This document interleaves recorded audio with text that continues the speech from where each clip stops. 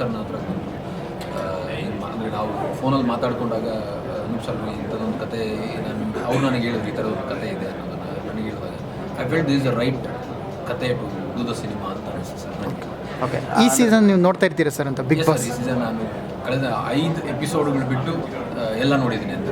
ಯಾರು ಸರ್ ನಿಮಗೆ ಫೇವ್ರೇಟ್ ಅಂತ ಇದ್ದರೆ ಯಾರು? ಸುಮಾರು ಜನ ಫೇವ್ರೇಟ್ ಇದೆ ಸರ್. ಯಾಕಂದರೆ ಇದು ತಪ್ಪಾಗ್ಬಿಡುದು, ನಾನು ಗೆದ್ದ ಸ್ಥಾನದಲ್ಲಿ ಇದ್ದಿದ್ದರಿಂದ ನಾನು ಹೇಳಿದ್ರೆ ಅದು ಇಂಥವ್ರೇ ಗೆಲ್ತಾರೆ ಅಂತ ಹೇಳಿದ್ರೆ ತಪ್ಪಾಗುತ್ತೆ. ಎಲ್ಲರೂ ಚೆನ್ನಾಗಿ ಆಡ್ತವ್ರೆ, there will be tough competition ಅಂತ. ನೀವು ಕೂಡ ಅದೇ ಸ್ಥಾನದಲ್ಲಿ ಇದ್ದಿದ್ರಿ, ನಿಮ್ಗೆ ಅವ್ರನ್ನ ನೋಡಿದ್ರೆ ಏನು ಅನಿಸುತ್ತೆ ಸರ್ ಅಂತ? ಇವಾಗಿನ ಬಿಗ್ ಬಾಸ್ಗೂ ನೀವು ಹೋಗಿರೋ ಬಿಗ್ ಬಾಸ್ಗೂ ನನಗೆ ಏನು ವ್ಯತ್ಯಾಸ ಅನ್ಸಲ್ಲ ಸರ್. ತುಂಬ ಸಿಮಿಲರ್ ಈ ಸೀಸನ್, ಎಸ್ಪೆಷಲಿ ಸೀಸನ್ 10 ನಮ್ಗೆ ತುಂಬ ಸಿಮಿಲಾರಿಟಿ ಅಂತ ಅನ್ಸುತ್ತೆ. ಯಾಕಂದರೆ ಅಷ್ಟೇ ಅಗ್ರೆಸಿವ್ ಆಗಿತ್ತು. ನಮ್ಮ ಸೀಸನ್ ತುಂಬ ಅಗ್ರೆಸಿವ್ ಆಗಿತ್ತು. ಹೊಡೆದಾಟ, ಗುದ್ದಾಟ, ನಾನು ಮೂಳೆ ಮುಟ್ಕೊಂಡಿದ್ದೆ, ಕೈಗೆಲ್ಲ ಫ್ರ್ಯಾಕ್ಚರ್ಗಳಾಗಿತ್ತು, ಕಣ್ಣಿಗೆ ಸ್ಪ್ರೇ ಹಾಕ್ಸ್ಕೊಂಡಿತ್ತು.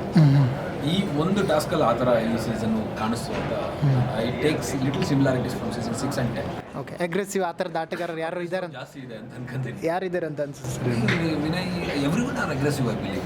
ವಿನಯ್ ಅವರು ಅಗ್ರೆಸಿವ್ ಆಗಿದ್ದಾರೆ and every one are at aggressive. ಅಂದರೆ ಅವರು ಒಬ್ಬರಿಂದ ಅದು ಅಗ್ರೆಷನ್ ಹೋಗೋಕ್ಕೆ ಸಾಧ್ಯ ಇಲ್ಲ ಸರ್. ಪ್ರತಿಯೊಬ್ಬರು ಗೆಲ್ಲಬೇಕು ಅನ್ನೋ ಹಠ ಇದೆಯಲ್ಲ, ಆ ಹಠ ಅಗ್ರೆಸಿವ್ ಆಗಿ ಮಾಡಬೇಕು. ಓಕೆ, ಇವಾಗ ಕೇಳ್ಬರ್ತೀವಿ ವಿಷಯ ಏನಂದರೆ ಪ್ರತಾಪ್ ಅವರು ಅಂತ ಕೇಳ್ಬರ್ತೀವಿ, ಅದೇನಂತೆ ಸರ್? ನಿಮ್ಗೆ ಏನಾದರೂ ವಿಷಯ ಗೊತ್ತಾಯ್ತಾ? ಏನು ನಾನು ಕೇಳಿದೆ ಈಗ, ನನಗೆ it was not A suicide, ಅದು ಏನದು ಬಿಕಾಸ್ ಆಫ್ ಫುಡ್ ಪಾಯ್ಸನ್ ಏನೋ ಆಗಿದೆ, ವಿಟಮಿನ್ ಟ್ಯಾಬ್ಲೆಟ್ಸ್ ಏನೋ ತಗೊಂಡು ಈ ಕಡೆ ಕೇಳಿದಾಗ ಪತ್ರಿಕಾ ಮಾಧ್ಯಮದಿಂದ ಗೊತ್ತಾಗಿದ್ದು ವಿಚಾರ ಇದು.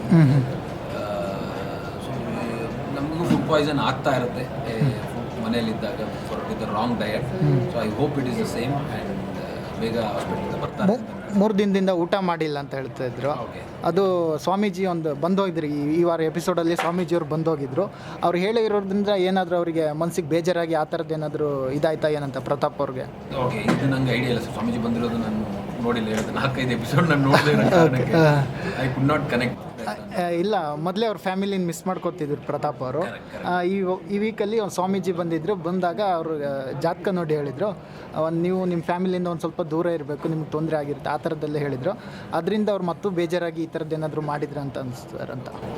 V have to be very emotionally strong sir. Bigg Boss ಮನೇಲಿದ್ದಾಗ ಸೊ ಸಾಕಷ್ಟು ಜನ, 1000 ಜನ ಬಂದು ಹೇಳ್ತಾ ಇರ್ತಾರೆ. ಸ್ವಾಮೀಜಿ ಬಂದವರು ಅವ್ರು ಬಂದು ಅವ್ರಿಗೇನು ಗೊತ್ತೋ ಅವ್ರು ಅದನ್ನು ಹೇಳ್ಬಿಟ್ಟು ಹೋಗ್ತಾರೆ. ಅದನ್ನೆಲ್ಲ ತಲೆ ಸೇರಿಸ್ಕೊಂಡು ಜಾಸ್ತಿ ಜಾತಕಗಳು ನಂಬಾರ್ದು ಅನ್ನೋದು ನನ್ನ ಅನಿಸ್ಕೊತಾರೆ. ಯಾಕಂದರೆ ನಾವು ಪ್ರೋತ್ಸಾಹಿಸಿ ಮುಂದೆ ತಗೊಂಡು ಹೋಗಿ, ಜೊತೆಗೆ we have to construct sir. ಇಟ್ಕೆ ಕಟ್ಟು ಕನ್ಸ್ಟ್ರಕ್ಟಿವ್ ಐಡಿಯಾ. ಡಿಸ್ಟ್ರಕ್ಷನ್ ಇಟ್ಕೆನ ಹೊಡೆಯೋದು ಡಿಸ್ಟ್ರಕ್ಟಿವ್ ಐಡಿಯಾ. ಅದು ನಾವು ಹೆಂಗೆ ಫೋರ್ಸ್ ನಮ್ಗೆ ಹೆಂಗೆ ತುಂಬತ್ತೋ ಅದು ತುಂಬ ಮ್ಯಾಟ್ರ್ ಆಗುತ್ತೆ ಅಂತ. ಓಕೆ, ನೀವೇನಾದರೂ ಮುಂಚೆ ಪ್ರತಾಪ್ ಅವ್ರನ್ನ ಭೇಟಿ ಆಗಿದ್ದೀರಾ? ಇಲ್ಲ ಸರ್, ಮಾಡಲಿ.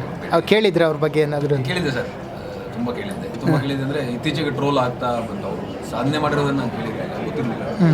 ಆಗ ಅವ್ರ ಪರಿಚಯ ಇರಲಿಲ್ಲ. ಟ್ರೋಲ್ ಆಗ್ತಾ ಇನ್ ವರ್ಜ್ ಆಫ್ ಗೆಟಿಂಗ್ ಟ್ರೋಲ್ಡ್, ಅವಾಗ ನಾನು ಅವ್ರ ಬಗ್ಗೆ ಸಾಕಷ್ಟು ವಿಡಿಯೋಗಳನ್ನ ನೋಡಿದ್ದೆ sir. And is come back ನಾನು ನೋಡಿದ್ದೆ.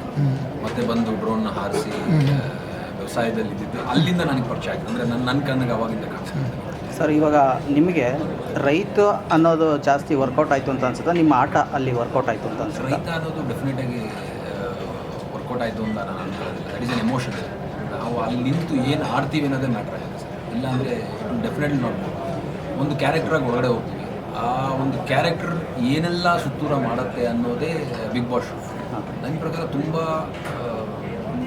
ಸಫಸ್ಟಿಕೇಟಾಗಿ ಬಂದವರು ಬಿಗ್ ಬಾಸ್ ಶೋನ ಗೆಲ್ಲೋದು ಸ್ವಲ್ಪ ಕಷ್ಟ ಅಂತ ನನ್ನ ವೈಯಕ್ತಿಕ ಅಭಿಪ್ರಾಯ. ಯಾಕೆ ಅಂತಂದರೆ ಜನರ ನಾಡಿ ಮಿಡಿತಗಳು ಗೊತ್ತಿರಲ್ಲ. Because at the end vote ಹಾಕೋಂಥದ್ದು ಜನರಾಗಿರೋದ್ರಿಂದ.